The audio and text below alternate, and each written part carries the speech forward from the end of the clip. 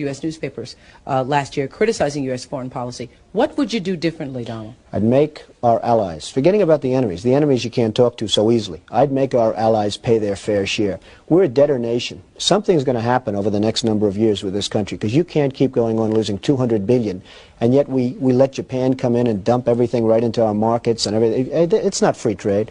If you ever go to Japan right now and try to sell something, forget about it, Oprah. Just forget about it. It's almost impossible. They don't have laws against it. They just make it impossible. They come over here, they sell their cars, their VCRs, they knock the hell out of our companies. And, hey, I have tremendous respect for the Japanese people. I mean, you can respect somebody that's beating the hell out of you, but they are beating the hell out of this country. Kuwait, they live like kings. The poorest person in Kuwait, they live like kings.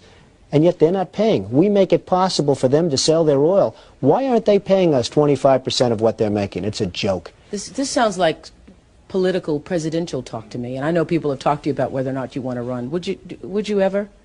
Probably not, but I do get tired of seeing the country ripped off. Why would you not? I just don't think I really have the inclination to do it. I love what I'm doing. I really like it. Also, it doesn't pay as well. No, it doesn't. But, you know, I just probably wouldn't do it, Oprah. I probably wouldn't, but I do get tired of seeing what's happening with this country. And if it got so bad, I would never want to rule it out totally, because I really am tired of seeing what's happening with this country, how we're really making other people live like kings, and we're not. What do you think of this year's presidential race, the way it's shaping up? Well, it's going to be very interesting. I think that probably George Bush has an advantage in terms of the election. I think that probably people would say that he's got like that little edge in terms of the incumbency, et cetera, et cetera. But I think Jesse Jackson's done himself very proud. I think Michael Dukakis has done one hell of a job.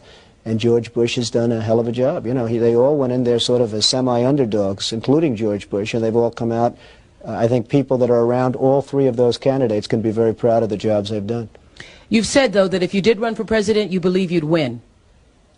Well, I don't know. I think I'd win. I tell you what, I wouldn't go in to lose. I've never gone in to lose in my life. And if I did decide to do it, I think I'd be inclined. I would say that I would have a hell of a chance of winning, because I think people